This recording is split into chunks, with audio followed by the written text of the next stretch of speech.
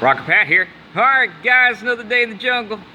Well, what you're looking at right there is a long lost project that's sitting outside. That is my 1979 Monte Carlo. And as you can tell, I was in the process of making my own headlights.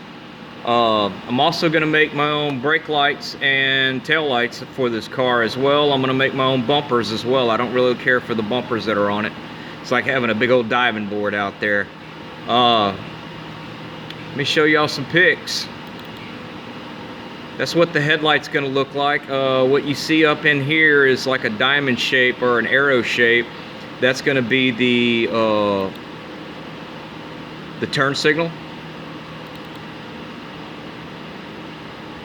And when you look at the two little slide bars and everything there, they're representing the stripes that are on the original turn signal.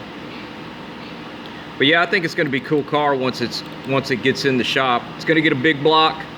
I've got about $10,000 worth of suspension stuff up underneath the car. You know how that goes.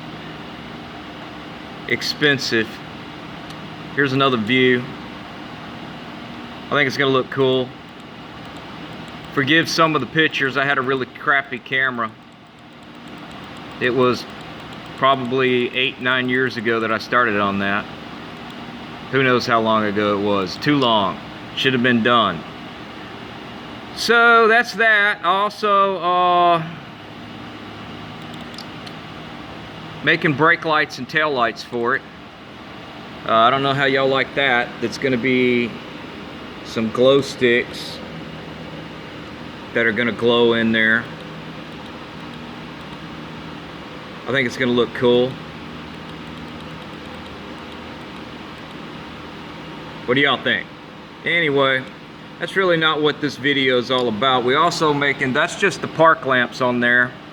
The brake lights are different. They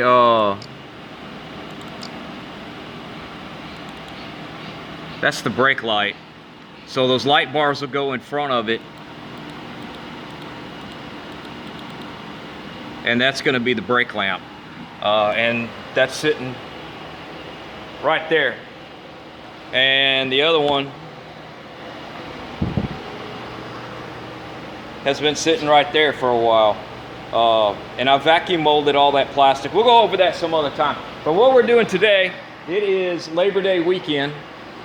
And I know I wanted to give you a little teaser on the Monte Carlo, because there's the 86 SS, there's the 79,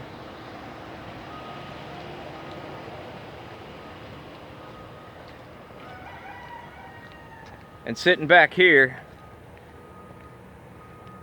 is a 79 T-top car. I don't know what I'm going to do with this car. I kind of want to make it into a roundy round kind of looking car on the street. And here's my 65 panel. I got this truck for free. Yeah, free. Free! So anyway, let's go look at what we're doing on a Labor Day weekend here. Hello, Jackie. Got Leroy in here. And this week, I got a few things done. I got to use my little mill over here a little bit. But I finally got to do something I've been wanting to do for a while. And if you look here on my bead roller, you see I got a steering wheel on it. I went over to my buddy's place, and I can officially say that that's the first machine shop stuff I've done. Had a big old chunk of steel and whittled out what I needed to put a pulley here and the steering wheel here. Now the reason I have the pulley here is because although that motor runs really slow, it doesn't stop immediately. So what I'm gonna do is I'm gonna make it where it's got an idler pulley on it, where I can tension the belt so that when I can get close to where I need to be, I can then pop the belt loose and finish it with the hand wheel. But I got the hand wheel on there, and as you can see, I can roll a bead a whole lot easier with that hand wheel than I could with that crank. So that's going to come in handy and everything. But what we're working on this weekend and what I want to get done is old Rusty Krusty over here has got some bad rocker panels. And here is one of the supports. Should be a bolt right here that needs to go in here, and it welds to the inner rocker panel. Okay, so I need to cut the supports that are up in the front to put the V8 engine in there, and I can't do that until I support the car back here, because if I cut it out up front, then I have no support up here, because as you can see, there's really no support. And may as well get that done first, because I've got some stuff to do up underneath the dash and I'm tired of falling through the rusty hole. So we're gonna get working on that, and I'm gonna cut these rocker panels out. Now, I ordered the outer rocker panels. Those were reasonably priced, 60 bucks a side. Now, I'm not 100% happy with them because of the fact that they are, they feel like they're only 20 gauge instead of 18. And they should have been, at the very least, 18 gauge. But I got a new set of supports so that I can put that back in there first, get a inner rocker panel on, and go from there. Now they wanted $125 per side on that rocker panels, on those inner rockers. And that is just way too much money. I mean, seriously, it's literally a straight piece of metal with a right angle on it, on one side. It pinch welds up against it here, and then comes up with a right angle coming this way, 90 degrees coming this way, and a couple of bead rolls in it. Well, we're gonna fix that ourselves.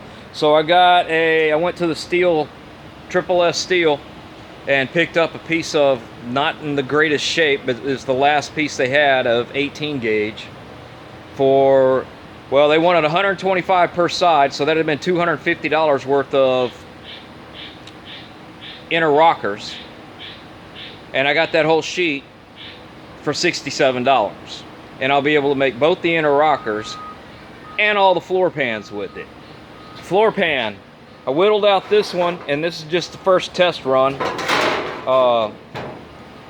so that we can make my own. And I didn't have all the pieces, but I just took a look at the picture that was in the catalog and kind of got that done. I'm gonna have to redo it because this needs to be down here a little bit further. I didn't get my location just right. Plus, when I tried to use that, I'm just not digging that at all. I know I'm not gonna see it, but I ran back over it, and as far as I'm concerned, it's weakened it a little bit and everything. But one thing I did make was, this is the toe kick area, the toe board area, all right? And it has to, this angle right here is for this angle right here. So at the toe board, it has a hole. I think y'all saw it in the video if you look back a few minutes ago when we were inside the car. I need a patch panel for in there. Again, they want $190 for that patch panel, that toe board. And all I need is this. So what I did was, I made myself a little pattern, okay? And to make this 90-degree turn and give it this curve, I took a piece of plywood and I cut out what I needed with the jigsaw, okay? Screwed the metal to the wood.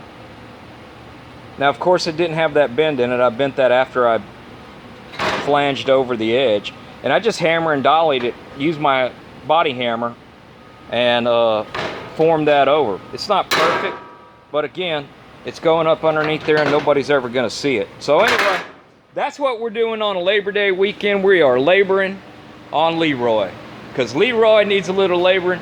Every now and again, you got to jump from one car to the next car to give him all a little love. All right, guys. Well, I'm going to get back to you. This is just the introduction video. As I cut that rocker panel out, y'all bear with me. I don't have any way to edit stuff together, this, that, and the other. And, well, I mean, honestly, I own 3 computers. My computer that we were just looking at on the desk is 10 years old. It crashed a year or so ago. And I went out and bought 2 brand new computers thinking I'd be able to solve my computer problem on that one. But because it runs Windows 7 and the new computers are Windows 10, none of my programs would work on the new computer. So I got 2 computers sitting in there in the camper that are doing nothing. Well, one of them's got a flight simulator on it, and the other one is just sitting there as a laptop, $700, just sitting there doing nothing. But it's not the computer power I don't have here. I don't have internet here. Not that I can't get it, but I'm a cheap bastard, and I don't want to give these bastards, since this is a commercial building, I don't want to give them $100 a month for internet when I'd rather spend $100 a month on one of my old cars. Because if you add it up, that $100 a month comes to $1,200 a year. That's a lot of hot rod parts, and I'd rather have hot rod parts. Internet's one of those things that at the end of the month, whether you use it or not, you ain't got any damn thing to show for your money. And I'm just not digging those kind of scenarios, we could call it. All right, guys, I don't pay for cable either. No cable, no internet. What's the only internet I have is on my phone here, and I guess that's good enough. I watch all y'all's videos on this little phone. All right, guys, y'all keep rocking and a rolling and a rolling and a rocking, and I got some work to do. Talk to y'all next time.